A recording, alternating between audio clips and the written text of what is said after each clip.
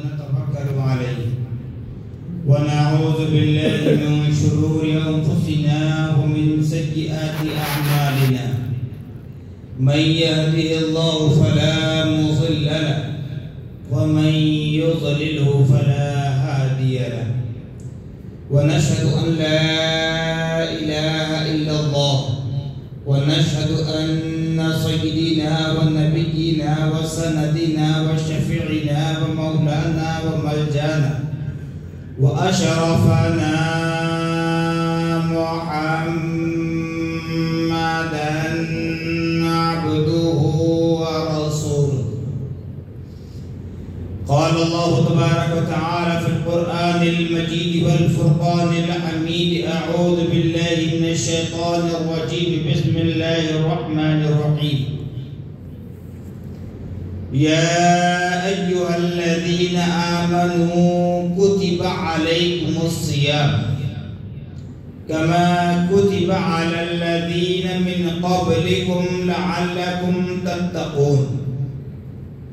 صدق الله العظيم وصدق رسوله النبي الأمين الكريم ونحن على ذلك لمن الشاهدين والشاكرين والذاكرين والصابرين والحمد لله رب العالمين.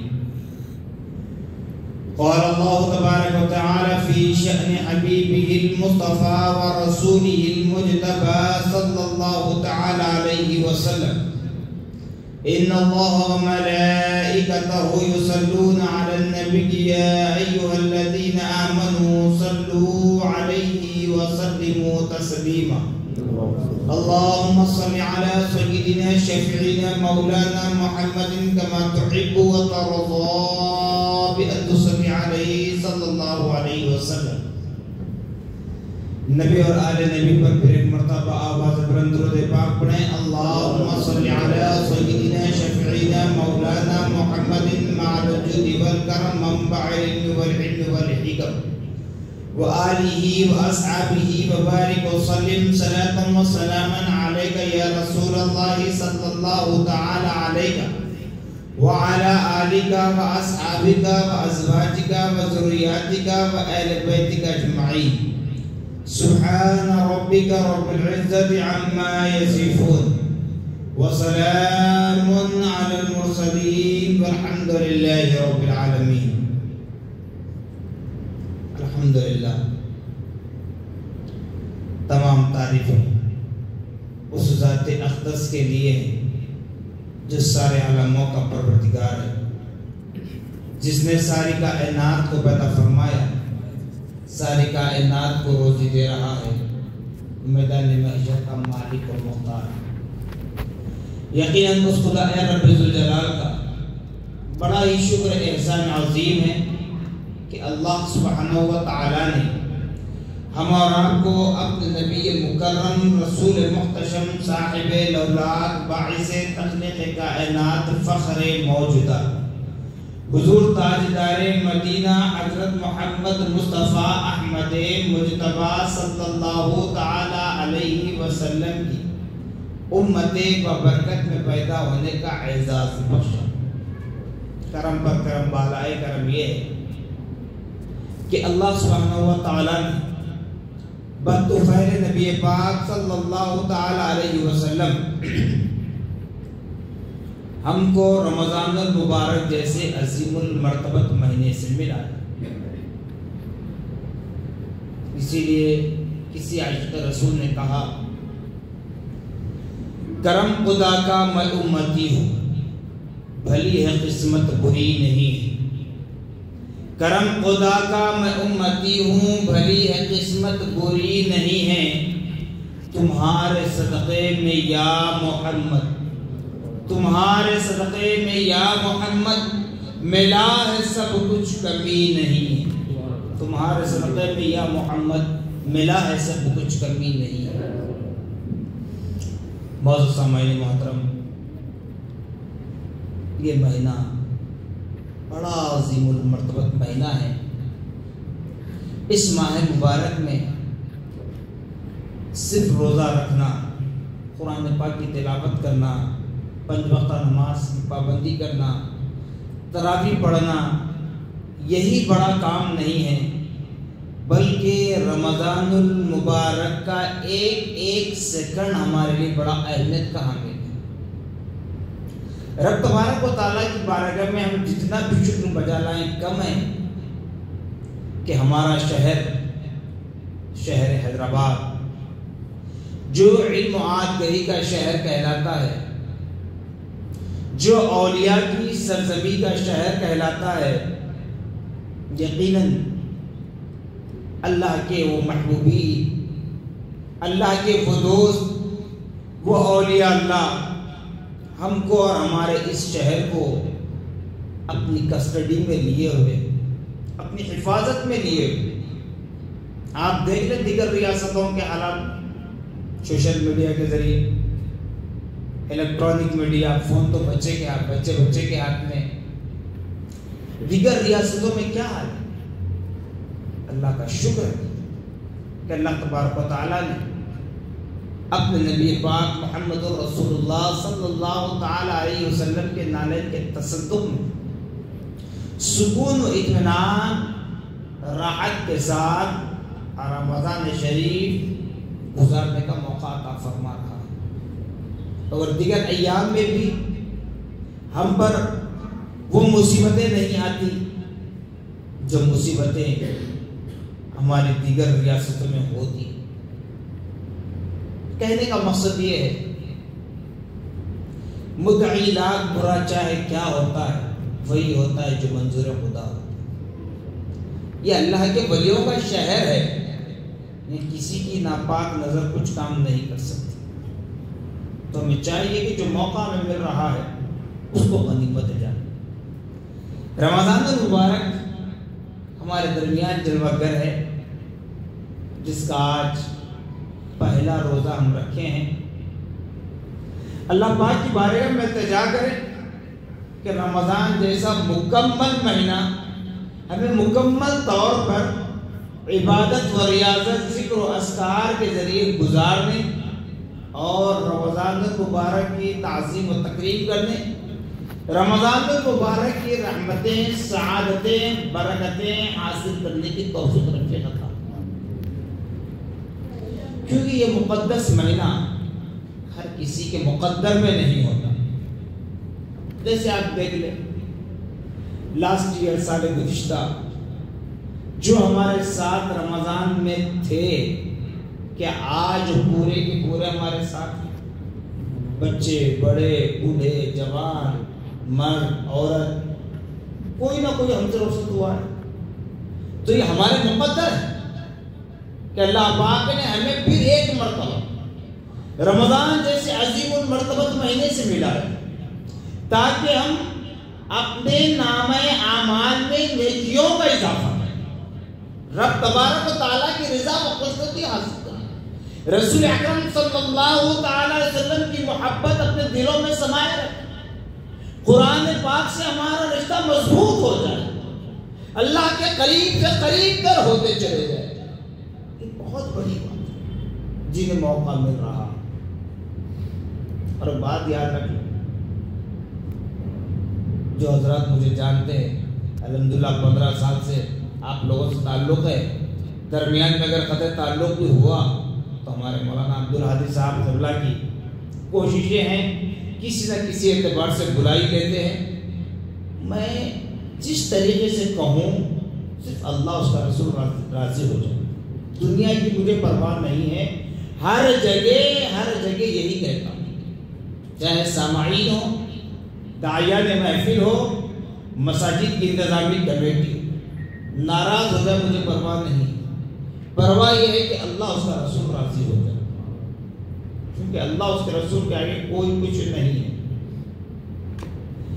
رمضان عبادت کا مہینہ،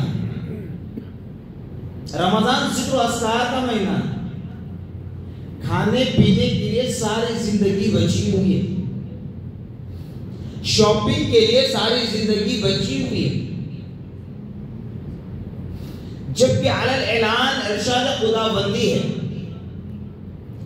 رمضان المبارک کا چاند نظر آتے ہی شیاطین سارے قید کر دیے جاتے ہیں، جہنم کے سارے دروازے بند کر دیے جاتے ہیں، جنت کے سارے دروازوں کو کھول دیا جاتا ہے، رحمت کے سارے دروازوں کو کھول دیا جاتا ہے، مغفرت کے دروازوں کو کھول دیا جاتا ہے، برکت کے دروازوں کو کھول دیا جاتا ہے۔ صرف رمضان میں آپ کو کھولا نہیں جائے گا۔ اے رمضان کے روزے داروں، اے رمضان کی تعظیم کرنے والوں، میدان محشر برپا ہوگا۔ جو جو بندگان خدا حالت روزہ میں انتقال کر جائیں، اس وقت جنت کے 8 دروازوں پہ 8 قسم کے لوگ داخل ہوں گے۔ یہ اعلان ہوگا کہ پہلے دروازے سے یہ داخل ہوں گے، دوسرے دروازے سے یہ لوگ داخل ہوں گے، تیسرے دروازے سے یہ لوگ داخل ہوں گے۔ 8 دروازوں سے الگ الگ لوگ داخل ہوں گے، لیکن میدان محشر میں بحکم خدا بندی فرشتہ اعلان کرے گا، اے بندے تو حالت روزہ میں مرا تھا، تیرے لیے ایک دروازہ نہیں، جنت کے 8 دروازے کھلے ہیں، جس دروازے سے چاہے داخل ہو جا، جس دروازے سے چاہے داخل ہو جا، تیری مرضی، تیرا اختیار ہے، تجھ کو روکا نہیں جائے گا۔ چاہے وہ دروازہ انبیاء کا ہو، چاہے وہ دروازہ اہل بیت کا ہو، چاہے وہ دروازہ شہداء کربلا کا ہو، چاہے وہ دروازہ صحابہ کرام کے داخل ہونے کا ہو، لیکن روزہ دار کے لیے کہا جائے گا جنت کے 8 دروازے کھلے ہیں، جس دروازے سے چاہے داخل ہو جا، جنت میں انٹری لے گا۔ تو اللہ پاک روزے کے بدلے اس دنیا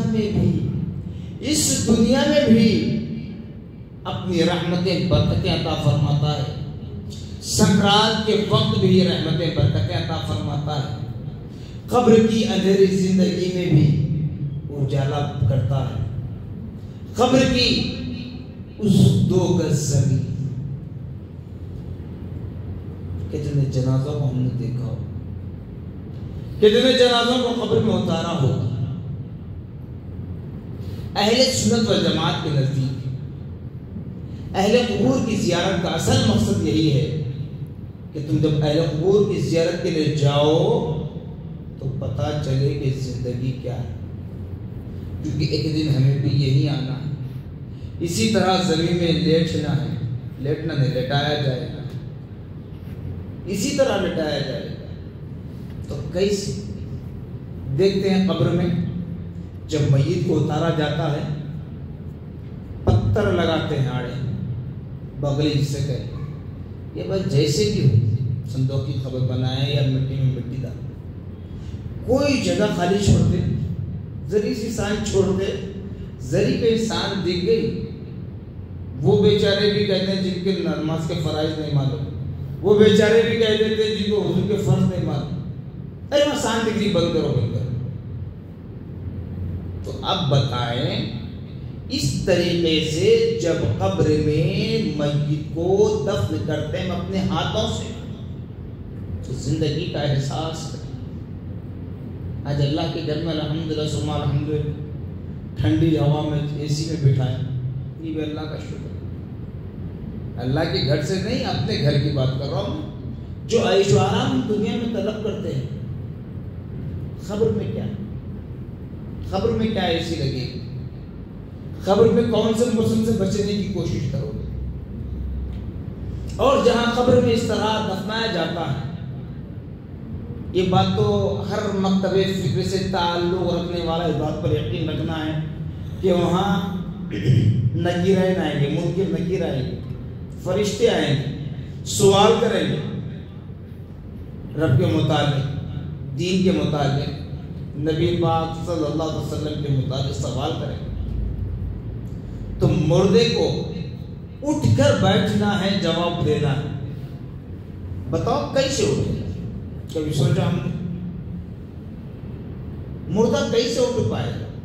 اتنی مٹی ہم نے اپنے ہاتھوں سے ڈالی، وہ پتھر ہم نے اپنے ہاتھوں سے لگائے، جہاں ایک طاقتور پہلوان کو کس طرح بند کر دیا جائے وہ حرکت نہیں کر پاتے، لیکن ایک مردہ کیسے اٹھے گا؟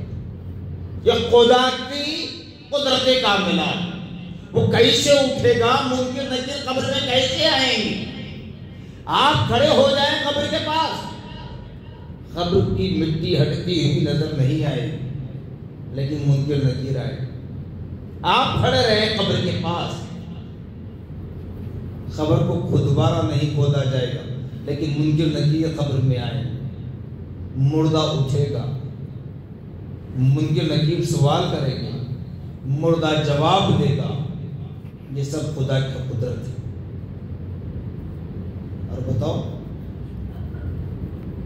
قبرستان یعنی اس قبر سے کچھ فاصلے پر 40 قدم دور جا کر فاتحہ پڑھتے، کیوں پڑھتے؟ بس یہی کہیں گے نہیں ملتا پڑھ رہے اس ہم ٹھہر گئے، نہیں ہمارے بڑے کرتے تھے ہم ٹھہر گئے۔ نہیں، بتایا یہ جاتا ہے کہ مردے کے وارثین، دوست احباب اپنی جگہ، مردے کے وارثین، میت کے مرحوم کے وارثین جیسے ہی 40 قدم دور چلے جاتے ہیں، منکر نکیر فوراً چلے آ جاتے ہیں سوال جواب کے۔ تو سوچو اس وقت کیا ہو، تو اس قبر کی زندگی میں کامیاب ہو جاؤ تو آپ کا 70% رزلٹ یہاں پر نکل جائے گا، 30% ہے جو میدان محشر میں ہوگا۔ تو اس کو کامیاب بنانے کے لیے اس اسبابی دنیا میں رہ کر ہم کو عمل کرنے کی ضرورت ہے۔ جیسے اب آپ لوگ سمجھ رہے ہوں گے رمضان کے فضائل کے لیے بلوایا گیا، بولنے کے لیے اب قبر کی بات کر رہے ہیں، اسی لیے بتا رہا ہوں کہ یہاں دونوں باتیں آتی ہیں، رمضان کیا ہے اور جو وسیلے کے قائل نہیں ہوتے، جو اہل قبور کی زیارت پر قبر پرستی کا فتویٰ لگاتے، ان دونوں کا ازالہ ہوتا ہے۔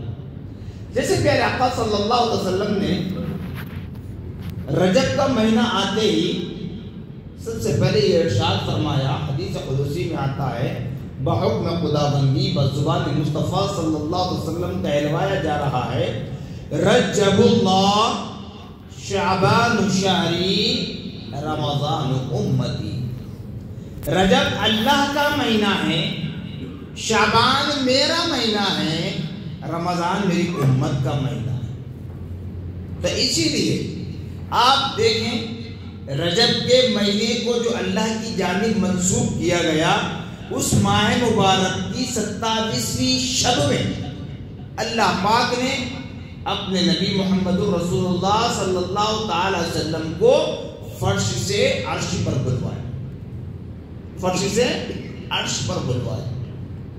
وہاں پیارے آقا صلی اللہ تعالی علیہ وسلم آسمانوں کی سیر کی، جنت کی سیر کی، دوزخ کا مشاہدہ بھی فرمایا گیا، پھر لوح محفوظ تقدیر جو لکھی ہوئی ہے بندگان خدا کی اس کو دیکھا، پھر رب تبارک و تعالیٰ سے ہم کلام ہوئے۔ جب رب تبارک و تعالیٰ سے ہم کلام ہوئے تو جہنم کا ذکر نہیں چھیڑا، رب تبارک و تعالیٰ سے ہم کلام ہوئے تو اپنے اہل بیت اطہار یعنی اپنی ازواج مطہرات اولاد امجاد کے لیے کچھ نہیں کہا، لوح محفوظ کو دیکھا، اپنی آنکھوں میں آنسو لا کر رب کی بارگاہ میں التجا کرنے لگے، الہ العالمین پچھلے انبیاء کی امتوں کی عمریں، ان کی ایج 800 سال 900 سال 1000 سال، الہ العالمین جب میں نے میری امت کی عمر کو دیکھا، ملاحظہ کیا، 50 60 80 100 110 سال، مولا اتنی کم عمر کیسے میری امت کے لیے؟ یہ کیوں پوچھا؟ اس لیے کہ اللہ پاک نے پیارے آقا صلی اللہ تعالی علیہ وسلم کو جو عظمت دی، جو شان و شوکت بتائی، جو آپ کے ذکر کو بلند کیا، تو میرے نبی یہ نہیں چاہتے کہ میں میدان محشر میں اونچے مقام پر ہوں اور میری امت نیچے کی نیچے رہ جائے۔ اللہ اکبر، رب کی بارگاہ میں التجا کر رہے، الہ العالمین میری امت کی عمر اتنی کم۔ رب نے فرمایا، اے میرے محبوب، یقیناً پچھلے انبیاء و رسول کے اعتبار سے آپ کی امت کی عمر بہت بہت بہت کم ہے، لیکن کیا اے میرے محبوب، آپ کی امت کو ایسی مقدس دن، ایسی معتبر راتیں، ایسے معتبر لمحات دوں گا جس کو وہ غنیمت جان کر اگر اس کی تعظیم و تکریم کر لے، اے حبیب قسم ہے مجھے میرے ذات کی کہ آپ کی امت اتنی سی کم عمر میں وہ ثواب پائے گی، وہ نیکیاں حاصل کرے گی جو 1000 سال کی عمر پا کر بھی نہیں کر سکتی، جو 1000 سال کی عمر پا کر بھی وہ اعمال صالحات حاصل نہیں کر سکتی۔ کب ہو رہا ہے یہ بشارت؟ کب دی جا رہی ہے یہ خوشخبری؟ کب دی جا رہی ہے؟ جو رجب کا مہینہ اللہ کی جانب منسوب کیا گیا، پیارے آقا صلی اللہ علیہ وسلم کو فرش سے عرش پر بلوایا گیا، اس وقت خوشخبری دی گئی۔ پھر نبی پاک صلی اللہ علیہ وسلم نے فرمایا شعبان الشہر، شعبان میرا مہینہ ہے۔ اس شعبان کی 15ویں شب جسے نصف شعبان کی رات کہا جاتا ہے، اس 15ویں شب میں پیارے آقا صلی اللہ تعالی علیہ وسلم آدھی رات کے بعد، رات کا آدھا وقت گزرنے کے بعد جنت البقیع کے قبرستان میں گئے، جنت البقیع کے قبرستان میں گئے۔ وہاں کھڑے رہ کر آپ نے دعا کی، نہ جانے اور کیا کیا پڑھا، مگر قرآن ہی تو تھا، فاتحہ ہم جو دیتے ہیں وہی طور پر ہے۔ تو اب بتائیں اس وقت جس وقت شعبان المعظم کی 15ویں شب شب برات کی فضیلت آئی، پیارے آقا صلی اللہ علیہ وسلم جنت البقیع کے قبرستان میں گئے، اس وقت اس جنت البقیع کے قبرستان میں کون آرام کر رہے تھے؟ اس وقت جنت البقیع کے قبرستان میں کون آرام کر رہے تھے؟ صحابہ کرام، صحابہ کرام، اہل بیت، جن کے لیے قرآن پاک نے واضح کر دیا رضی اللہ عنہم ورضوا عنہ، انہوں نے اپنے اعمال کے ذریعے رب کو راضی کر لیا اور رب تبارک و تعالیٰ ان سے راضی ہو گیا۔ جب راضی ہو گیا تو باقی کیا رہا؟ باقی کیا رہا؟ کچھ نہیں۔ تو پھر پیارے آقا صلی اللہ تعالی علیہ وسلم ان کے لیے دعا کرنے گئے جن کے لیے اللہ راضی ہو۔ تو کیوں؟ یہ ہم جیسے گناہگاروں کو درس دینے کے لیے۔ میرے نبی جانتے تھے، میرے نبی جانتے ہیں کہ کون سے زمانے میں کون سی قومیں کس طرح کی بے ادبیاں کریں گی، اس لیے خود نبی پاک صلی اللہ تعالی وسلم نے پریکٹیکل طور پر عمل کر کے بتا دیا۔ پھر اس کے بعد فرمایا رمضان امتی، رمضان میری امت کا مہینہ ہے، رمضان میری امت کا مہینہ ہے۔ تو یاد رکھیں یہ روزہ ہم رہتے ہیں تو خدا کی ذات پر احسان نہیں، چونکہ روزہ ملا ہے، یہ تراویح ملی ہے، یہ نماز ملی ہے، یہ سب کا سب پیارے آقا محمد رسول اللہ صلی اللہ تعالی علیہ وسلم کے نالے کا صدقہ۔ اسی لیے اللہ تعالیٰ نے قرآن پاک میں روزے کے متعلق بتایا یا ایھا الذین آمنوا کتب علیکم الصیام، اے ایمان والو، اے بندگان خدا جن کے دلوں میں ایمان ہے، اللہ ان سے مخاطب ہو کر فرما رہا ہے یا ایھا الذین آمنوا کتب علیکم الصیام، تم پر روزے فرض کیے گئے، تم پر روزے فرض کیے گئے۔ اب یہاں پر تھوڑی اور ذہن سازی کرتا ہوں، سن لیں۔ معراج اور برات قرآن میں کہاں ہے پوچھا جاتا ہے، تو معراج کے لیے سورہ بنی اسرائیل پارے 15 کی پہلی آیت، سبحان الذي اسرا بعبده ليلا من المسجد الحرام الى المسجد الاقصى. مکمل آیت ہے. پھر آگے اور بھی پڑھتے جائیں, قرآن میں ملے گا. برات کے لیے یا ایھا المدثر قم فانذر وربک فکبر وثیابک فطہر, اس طرح. پھر سورہ مزمل میں بھی ہے یا ایھا المزمل قم اللیل الا قلیلا نصفہ وانقص منہ قلیلا او زد علیہ ورتل القرآن ترتیلا. پھر سورہ دخان میں انا انزلناہ فی لیلۃ مبارکہ وانا کنا منذرین, کہ بے شک اس ذکر کو ہم نے نازل کیا اور ہم ہی ڈرانے والے ہیں. رب تبارک و تعالیٰ صاف طور پر فرما رہا ہے, باوجود اس کے یہ لوگ پھر بھی اعتراض کر ہی دیتے ہیں کہ معراج کا ہمیں کہاں ہے, برات کہاں ہے, اگر ہوئی تو یہ ہر سال کیوں. اب مجھے بتائیں, موقع بڑا اچھا ہے, رمضان المبارک کا موقع ہے. اللہ تبارک و تعالیٰ ماہ سیام کے متعلق فرما رہا یا ایھا الذین آمنوا کتب علیکم الصیام. مصعب بیٹے پوچھ دے سکتے اگر سمجھ میں نہیں آیا, ورنہ قرآن لے کر دیکھ رہے ہیں, بتا دوں گا. اے ایمان والو تم پر روزے فرض کیے گئے کما کتب علی الذین من قبلکم, جیسا کہ تم سے پچھلے والوں پر بھی روزے فرض تھے, لعلکم تتقون, تاکہ تم متقی پرہیزگار بن جاؤ. اب بتائیں یہاں پہ رمضان کے روزے کا ذکر ہے. کتب علیکم الصیام رمضان ہے, نعوذ باللہ میں خدا کی ذات میں مداخلت نہیں کر رہا, میں قرآن پاک میں مداخلت نہیں کر رہا ہوں, ذہن سازی کر رہا ہوں, ذہن کھول رہا ہوں کہ جس معراج کے بدلے ہمیں رمضان ملا, جس معراج جسمانی کے صدقے ہمیں رمضان ملا, تو اس معراج پر اعتراض کرنے والوں کو جواب دینے کا ایک موقع ہے. وہی رمضان کا ذکر قرآن نے اس طرح بھی کیا. کیسے؟ شہر رمضان الذی انزل فیہ القرآن, شہر رمضان الذی, رمضان کا وہ مہینہ جس میں قرآن اتارا گیا.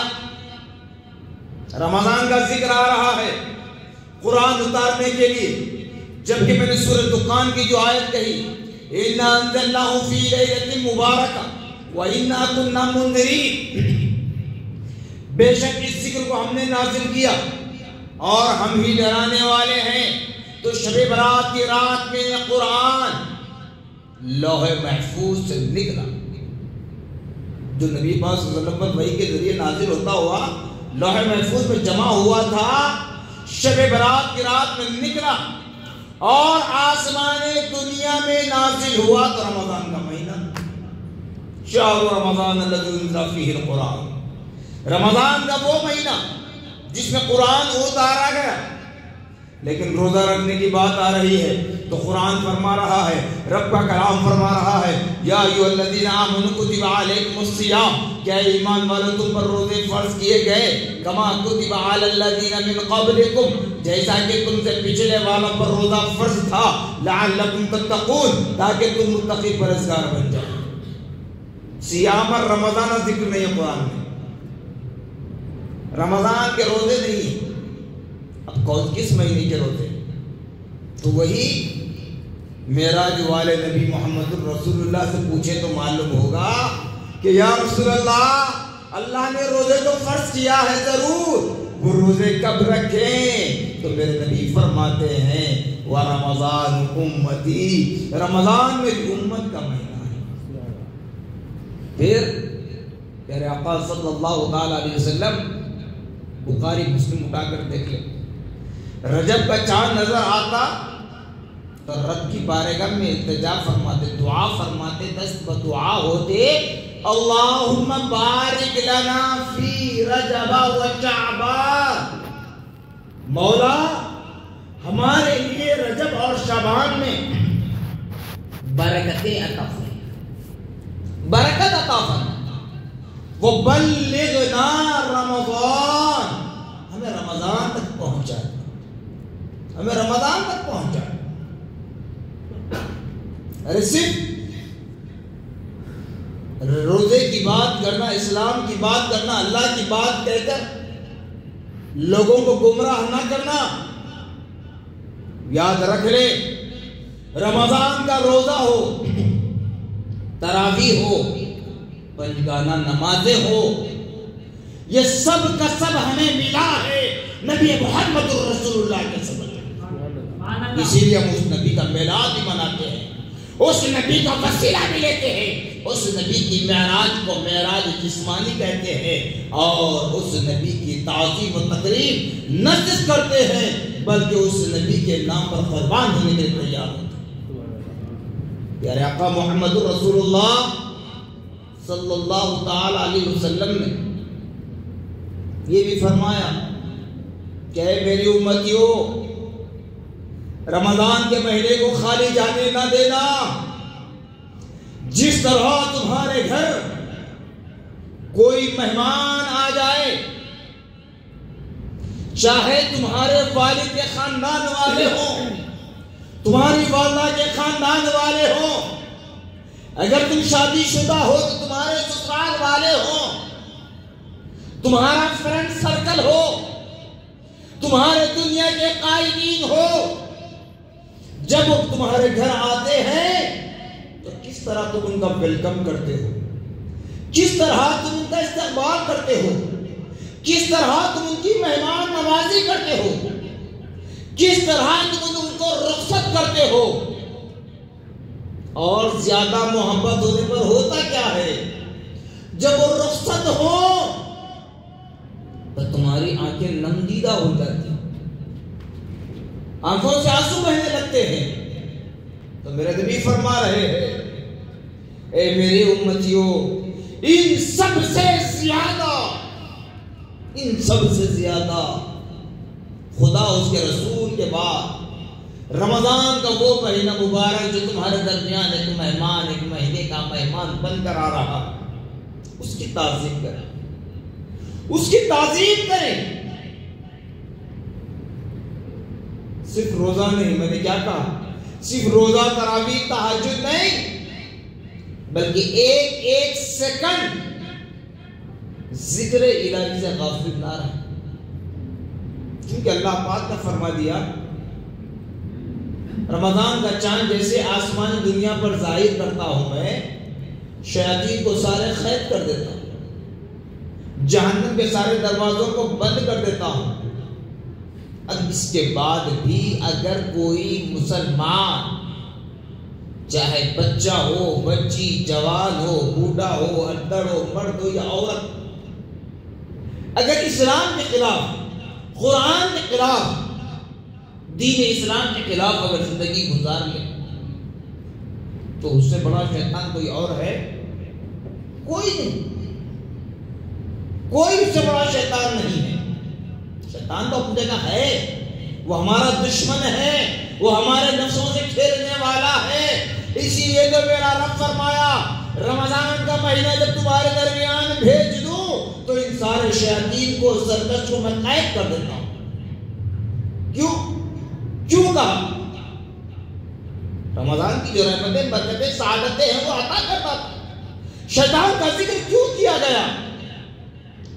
اسی لیے کہا جاتا ہے انظروا الی اسلاف الماضیہ، کہ لوگوں تم اپنی پچھلی زندگی کو دیکھو، جب ماں کے پیٹ سے جنم لیے تو اس وقت کیا حالت تھی، 6 مہینے سال بھر کے ہوئے حالت کیا تھی، سال 2 سال کے ہوئے حالت کیا تھی، 5 سال کے ہوئے حالت کیا تھی، اور آج کیا حالتیں ہیں، سوچو۔ اور دوسرا معنی اس کا یہ ہے انظروا الی اسلاف الماضیہ، کہ لوگوں تم اپنے اسلاف کی زندگیوں کو دیکھو۔ نبی پاک صلی اللہ تعالی علیہ وسلم کے بعد اہل بیت اطہار، نبی کی اولاد امجاد، صحابہ، صحابیات، تابعین، تابعات، تبع تابعین، تبع تابعات، مفسرین، محدثین، فقہاء، ائمہ اربعہ کی زندگیوں کو دیکھو تو پتہ چلے گا۔ حضرت سیدنا آدم علیہ السلام جو اس روئے زمین پر خدا کے سب سے پہلے نائب، سب سے پہلے نبی بن کر اس دنیا میں تشریف لانے والی ذات ظاہری اعتبار سے،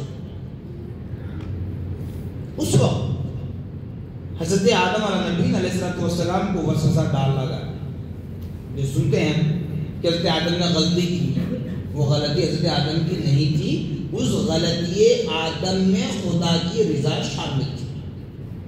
میرا رب جانتا آدم غلطی نہیں کر پائے گا، لیکن شیطان کو وہاں کچھ دیر کے لیے ہیلا بنایا گیا، کیونکہ اللہ تبارک و تعالی اپنی طاقت اور شیطان کی حکمت پھر بندے کا مغفرت طلب کرنا، توبہ کرنا رب کو کیسے راضی کرتا، یہ بتلانا مقصد ہے۔ تفصیلات میں نہیں جاؤں گا۔ حضرت آدم علیہ السلام کو وسوسہ ڈالا گیا کہ تم ہمیشہ جنت پر رہنا چاہتے ہو تو اس شجرہ ممنوعہ کا پھل کھا لو۔ شجرہ ممنوعہ کیا تھا؟ ایک درخت تھا، اس کو بعضوں نے گندم کا درخت بتایا۔ اللہ نے حضرت آدم کو کہا تھا کہ اس درخت کا پھل تمہیں کھانا نہیں، تو شیطان نے وسوسہ کیا ڈالا؟ جیسے آج ہم کو بھی وسوسہ آتا ہے نا، بالخصوص میں نوجوان بھائیوں سے کہوں گا، یہ ابھی ہوا کیا ہے؟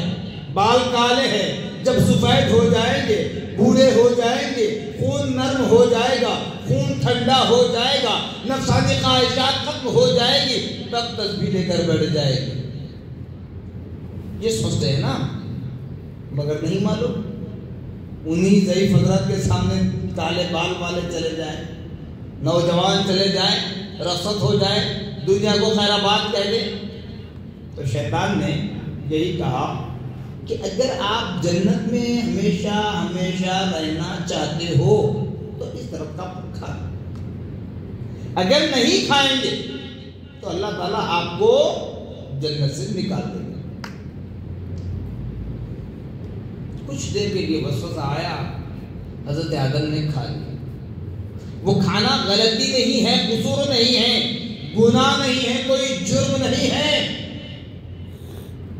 جو عام طور پر کہتے ہیں نا اپنے درمیان، انبیاء سے غلطی بھی، ہم غلطی کریں تو کیا ہوتا۔ اب ایک بات یہ بھی کہہ دوں، کسی ٹھیلا بنڈی پر ہم کچھ لینے کے لیے جاتے ہیں، اسے بات کرتے کرتے کئی دانے لے کر منہ میں ڈال لیتے ہیں۔ آپ کتنے بڑے مجرم ہو رہے؟ نہیں، پوچھ کے لیتے اسے، پوچھے، یہ اجازت ایک ہی دیتا ہے، 2 4 5 10 چھٹاک 100 گرام تک کھا لیتے ہیں۔ پھر ہم بڑے کتنے مجرم ہیں؟ بہرحال وہ اللہ معاف کرے۔ تو اس طرح اپنی غلطیوں کو چھپانے کے لیے کم علمی کی وجہ سے انبیاء پر تہمت نہ لگے۔ حضرت آدم علیہ السلام اس روئے زمین پر جب بھیجے گئے تو حضرت بانی جامع نظامیہ علیہ رحمۃ الرضوان امام انوار اللہ فاروقی رحمۃ اللہ علیہ تحریر فرماتے ہیں کہ حضرت آدم علیہ السلام اس دنیا میں بھیجے جانے کے بعد 360 سال تک روتے رہے، 360 سال تک روتے رہے، اغفر ذنوبی اغفر ذنوبی، مگر توبہ قبول نہیں کی۔ 360 سال بعد اللہ نے آپ کی آنکھوں پر جو پردہ ڈالا تھا پردہ اٹھا دیا۔ جب جنت کی سیر کرائی گئی روح ڈالنے کے بعد تو دیکھا لا الہ الا اللہ محمد رسول اللہ لکھا ہوا تھا۔ تب حضرت آدم نے فرمایا مولا اس نام محمد کے صدقے میری توبہ کو قبول فرما، اس نام محمد کے صدقے میری توبہ کو قبول فرما۔ تو رمضان بھی ملا ہے تو یہی محمد الرسول اللہ کے صدقے، رمضان ملا ہے، روزہ ملا ہے، تراویح ملی ہے، پنجگانہ نماز ملی ہے، تو اسی محمد الرسول اللہ کے صدقے تو ہمیں چاہیے کہ نبی پاک صلی اللہ علیہ وسلم کی بھی تعظیم کریں۔ اور بالکل اختتام کی جانب آتا ہوں، آپ اچھی طرح ذہن میں بٹھا لیں، روزہ صرف بھوکا رہنے کا نام نہیں.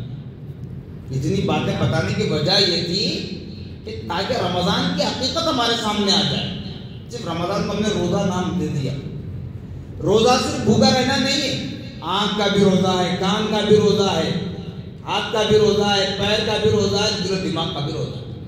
یعنی انسان ہر حال میں ان چیزوں سے بچنا ہے، لیکن بطور خاص حالت روزہ میں ان چیزوں سے بہت ضروری ہے. گناہ کی طرف نہ جائے، کوئی بری چیز نہ پکڑے، کسی کو غیر ضروری تماشا نصیب نہ کرے، آنکھ سے کسی غلط چیز کو نہ دیکھے، یا کسی پر غلط نظر نہ ڈالے، یا کسی کے مال کو غلط نظر سے نہ دیکھے، کان سے کوئی بری بات نہ سنے، زبان سے کوئی بری بات نہ کہے. یہ روزہ ہے. اور اس کے ساتھ ساتھ روزہ شروع ہوتا ہے ہمارا سحری کے بعد سے. تو سحری کا کھانا ہم کھاتے ہیں. کیوں کھاتے ہیں جناب محترم؟ اس لیے کہ دن بھر کی بھوک و پیاس کو ہم برداشت کر سکیں. بتایا جاتا ہے فضیلت میں کہ روزہ رکھنے والا اگر سحری کا کھانا کھانے سے پہلے وضو کر لے تو اس کے سحری کا کھانا کھانا بھی عبادت میں شمار کیا جاتا ہے. پھر روزے کا بدلہ معلوم، جو آج آسانی کے ساتھ چھوڑ دیتے ہیں. بیمار پر روزہ معاف ہے، مسافر پر روزہ معاف ہے. مسافر کیسا؟ اس وقت کا مسافر دیکھ لیں جو گدھوں پر خچروں پر سفر ہوتا. جانور کو کھلائیں تو پھر سوار ہونے والا بھوکا، سوار ہونے والا اگر کھا لے تو جانور بھوکا تو سواری نہیں کر سکتا. تو ایسے مسافر پر روزہ معاف تھا. آج ہمارا حال کیا ہے؟ 4 گھنٹے پہلے انڈیا میں، 4-5 گھنٹے بعد دیکھ لو سعودی میں نظر آتے ہیں. 22 گھنٹے پہلے انڈیا میں، 22 گھنٹے کے بعد دیکھ لو امریکہ میں نظر آتے ہیں. سب کو سب مسافر ہو گئے. آپ 22 گھنٹے پلین میں رہتے ہیں، آپ کو پلین میں کھانا پینا نہیں ملتا؟ کیا آپ کو پلین میں وقت نہیں معلوم ہوتا؟ کیا آپ کو پلین میں دنیا بھر کی خبریں نہیں ملتی؟ 22 گھنٹے آپ پلین میں سفر کرنا، امریکہ بھی جا رہے ہیں، ہر چیز کی سہولت ہے. تو کیسا مسافر پر روزہ معاف ہو سکتا؟ قرآن نے جو کہا زمانے کے اعتبار سے تقاضے بدلتے ہیں. اور بیمار پر روزہ معاف سن کر کئی لوگ روزہ چھوڑتے ہیں. تھوڑی سی بیماری یعنی کھانسی، سردی، زکام، پیٹ میں درد، 1-2 موشن آ جائے زیادہ، روزہ چھوڑ دیتے ہیں. لیکن جب روزے کی حقیقت کو جان لیں، نماز 5 وقت ہم پڑھتے ہیں. اللہ تعالیٰ کیا فرمایا؟ اے حبیب میں نے معراج کی رات 50 وقت کی نمازیں دی تھی، کم ہوتے ہوتے 5 ہو گئی. اپنی امت کو یہ خوشخبری سنانا، جب وہ 5 وقت کی نماز ادا کرے گی 50 وقت کی نماز کا ثواب اس کے نامہ اعمال میں لکھ دوں گا. زکات کے لیے کیا بتایا گیا؟ زکات دو گے مال پاک ہوگا، مال حلال ہوگا، مال میں اضافہ ہوگا. زکات دو گے اللہ کے حقوق بھی ادا ہوں گے، اللہ کے بندوں کے حقوق بھی ادا ہوں گے. حج یا عمرے کے غرض سے جو بندگان خدا حرم کعبہ کی سرزمین میں داخل ہوتے نہیں، حرم کعبہ کی سرزمین پر اپنا پہلا قدم رکھتے ہیں. پہلا قدم نہیں معلوم دوسرا قدم رکھتے ہی ملک الموت بھی آ سکتی ہے. تو رب نے میرے کیا فرمایا؟ جیسے ہی پہلا قدم رکھتے ہیں، اے فرشتوں اس کے سارے گناہوں کو اس طرح دھو ڈالو جیسا کہ ابھی ابھی ماں کے پیٹ سے پیدا ہو کر آ رہا. اس طرح اسے پاک و صاف کر دو تاکہ اس کے دوسرے قدم رکھتے ہی ملک الموت بھی آ جائے، اس کی روح قبض بھی ہو جائے تو پاک و صاف میرے پاس واپس آ جائے گا. تو بتاؤ ان سب چیزوں کے بدلے کیا ملے گی؟ جنت. جنت ملے گی. اب آپ سے میں پوچھوں جنت چاہیے یا جنت والا چاہیے؟ سب کہیں گے جنت. اب بچ رہا یہ کہ روزہ، بنیادی ارکان میں بچ رہا روزہ. روزے کے لیے پیارے آقا صلی اللہ علیہ وسلم سے کہلوایا جا رہا ہے، رب تبارک و تعالیٰ فرما رہا ہے اصوم لی واجزا بہ. روزہ میری ذات کے لیے ہے اور اس کا بدلہ میں خود ہوں. اے بندگان خدا، جب تم روزہ رکھتے ہو اللہ تعالیٰ فرما رہا ہے روزے کا بدلہ جنت نہیں ہے، روزے کا بدلہ خود خدائے رب العالمین ہے۔ اس سے بڑی خوشخبری اور کیا چاہیے جہاں ہم روزہ چھوڑنے کی بات کرتے ہو۔ ارے چاہے سورج ہمارے سر پر کیوں نہ ہو، روزے کو نہ چھوڑو، رمضان کے روزے کو نہ چھوڑو۔ اسی لیے اللہ نے رحم و کرم کا معاملہ کرتے ہوئے امت محمدیہ پر صرف رمضان کے روزوں کو ہی فرض قرار دیا، باقی علاوہ اس کے تمام روزے نفل، رکھے تو ثواب ہے، نہیں رکھے تو گناہ نہیں ہے، میدان محشر میں سوال بھی نہیں ہوگا۔ لیکن رمضان کے روزے کو مکمل کرنے کی کوشش کریں۔ اب روزہ مکمل کرنا ہے، آخری بات کہتے ہیں، آج کا اتفاق سے پہلا دن ہے روزے کا، پہلا اتوار ہے، اس وقت کو بلوایا گیا۔ بس اتنا کہوں گا، میں نے پہلے کہہ دیا کہ برا مانے بھلا مانے مجھے پرواہ نہیں، اللہ اس کا رسول راضی ہو جائے تو وہی میرے لیے نجات کا ذریعہ ہے۔ مرد حضرات عصر سے پہلے بازار سے واپس آ جائے، خدا کے واسطے عصر سے پہلے بازاروں سے واپس آ جائے، عصر کی نماز پڑھ کر کچھ دیر آرام کر لیں، بیٹھ جائیں، سکون سے پڑھ لیں، جو کرنا ہے کریں۔ اب کوئی نوکریوں سے آتے ہیں، ان سے بھی کہوں گا کہ وقت سے پہلے ہر کام اپنا کر لیں، اور اپنے گھر کی خواتین، ماں ہو، بہن ہو، بیوی ہو، بیٹی ہو، ان کو بھی تلقین کریں، افطار کے وقت کم سے کم 15 منٹ پہلے، 15 منٹ زیادہ نہیں، بیفور 15 منٹس، 15 منٹ پہلے کچن سے باہر لا لیں، کام کاج سے فارغ کرا دیں، اور سب مل کر دسترخوان بچھا کر رب کے حضور میں بیٹھ جائیں افطار کے لیے۔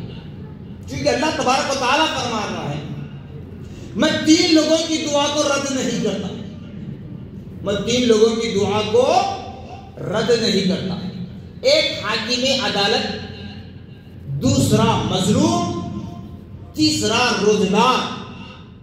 حاکم عدالت کا دور تو ہے نہیں، جہاں ہے وہ بھی کسی اور کے تابع ہے، اللہ نے توفیق دی۔ مظلوم ظالم کے حق میں بددعا کرے تو اللہ تعالیٰ فرماتا ہے کہ اس کا انتقام ضرور لوں گا۔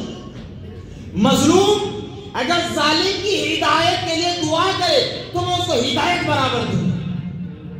اور تیسرا بتایا تھا روزے دار جب بوقت افطار دعا کرتا ہے، روزے دار جب بوقت افطار دعا کرتا ہے، میرا رب فرماتا ہے کہ میں روزے دار کی دعا کو رد نہیں کرتا، قبول کرتا ہوں اور اس کا بدلہ بھی دیتا ہوں۔ یہاں تک بتلایا جا رہا ہے روزے دار جب وقت افطار دعا کرتا ہے، فرشتے بھی اس کی دعا پر آمین کہتے ہیں۔ اور یہ بھی بتایا جاتا ہے روزے دار جب وقت افطار دعا کرتا ہے، دریا میں رہنے والی مچھلیاں جو بے زبان مخلوق ہے، وہ بھی رب کے حضور میں روزے دار کی دعا پر آمین کہتی ہیں۔ خدا را تمامی حضرات سے میں گزارش کرتا ہوں، اللہ اس کے رسول کا واسطہ، اپنے گھروں کی اہتمام کریں، اپنے گھر والوں کو، اپنے بچوں کو لے کر بیٹھ جائیں۔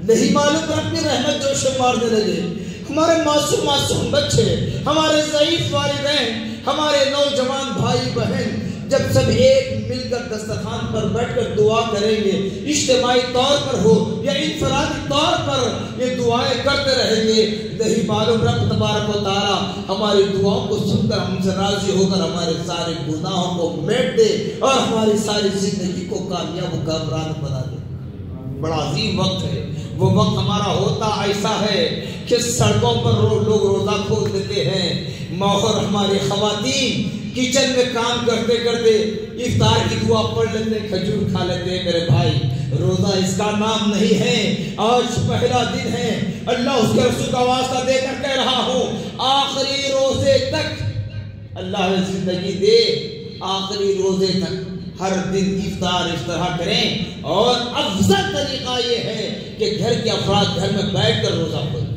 بطور خاص مرد حضرات جو مساجد میں افطار کا اہتمام ہوتا ہے نا، یہ ضروری نہیں ہے، افضل یہ ہے کہ اپنے گھر والوں کے ساتھ اپنے گھر میں بیٹھیں، ماں باپ سے بڑھ کر کوئی ہے؟ بھائی بہن سے بڑھ کر کوئی ہے؟ شادی شدہ ہے تو آل اولاد سے بڑھ کر کوئی ہے؟ کوئی دوست نہیں، کوئی نہیں. یہ خدا کا گھر ہے. ہم آئیں یا نہ آئیں، ہم سجدہ کریں یا نہ کریں، ہم نماز پڑھیں یا نہ پڑھیں، یا تو خدا کی رحمتوں کا نزول ہوتا ہی ہے. ہمیں رحمت کہاں چاہیے؟ اپنے گھروں میں. ہمیں برکت کہاں چاہیے؟ اپنے گھروں میں. ہمیں آفات بلیات سے محفوظ کہاں رہنا ہے؟ اپنے گھروں کو رکھنا ہے. تو اسی لیے اپنے گھروں میں افطار کا اس طریقے سے اہتمام کریں اور رب کے حضور میں دعا کریں. انشاءاللہ المستعان و انشاءاللہ رسول. اللہ رب العالمین ہماری دعاؤں کو سننے والا ہے، قبول کرنے والا ہے.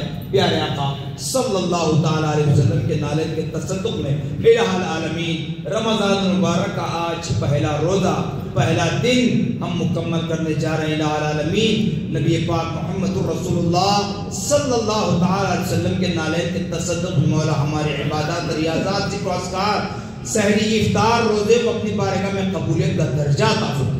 الہ العالمین پیارے آقا محمد رسول اللہ صلی اللہ تعالی علیہ وسلم کے نالے کے تصدق میں مولا رمضان کی ہر وہ نعمت سے ہمیں سرفراز فرما. الہ العالمین رمضان کو ہمیں تعظیم و تقریب کے ساتھ رخصت کرنے کی توفیق عطا فرما. الہ العالمین زندہ رکھ تو اسلام پر ثابت قدم رکھنا، موت دے تو ایمان کا خاتمہ فرمانا. الہ العالمین پیارے آقا صلی اللہ تعالی علیہ وسلم کے نالے کے صدقے مولا جو رمضان کے روزدار ہیں مولا ان کی تمام دلی جائز تمناؤں کو پورا فرما. تو بہتر جانتا ہے مولا کون کس حال میں پریشان ہے مولا. بار بار تیری بارگاہ میں کہنے کی ضرورت نہیں ہے مولا. تو بہتر جانتا ہے مولا تیرا بندہ کس حال میں، کس پریشانی میں مبتلا ہے، کس آزمائشوں سے گزر رہا ہے، کن آفات و بلیات میں جکڑا ہوا ہے. الہ العالمین تو اس کی چاہت کے مطابق نہیں بلکہ تیری مرضی کے مطابق عطا فرما. الہ العالمین تو اپنی مرضی کے مطابق عطا فرما. ہماری تمام دلی جائز تمناؤں کو پورا فرما. عقائد اہل سنت و جماعت پر ہمیں گامزن فرما. الہ العالمین پیارے آقا محمد رسول اللہ صلی اللہ علیہ وسلم کے نالین صدقے مولا رمضان کے روزے، رمضان میں قرآن پاک کی تلاوت، رمضان میں نمازوں کی کثرت، رمضان میں قیام اللیل، رمضان میں نوافل جس طرح ہم ادا کرتے ہیں مولا رمضان کے گزر جانے کے بعد بھی اسی طرح تیری عبادت اور ریاضت، ذکر و اذکار میں مشغول رہنے کی توفیق رفیق عطا فرما. الہ العالمین ہمیں 5 وقتہ نمازی بنا دے، قرآن کا قاری بنا دے، دین اسلام کا مجاہد بنا دے، تیرے گھر کا حاجی بنا دے. ان اللہ و ملائکتہ یصلون علی النبی یا ایھا الذین آمنوا صلوا علیہ وسلموا تسلیما. اللهم صل علی سیدنا شفیعنا مولانا محمد نجل صلواتک وعدد ملائکتک وبارک وسلم. سبحان ربک رب العزة عما یصفون وسلام علی المرسلین والحمد للہ رب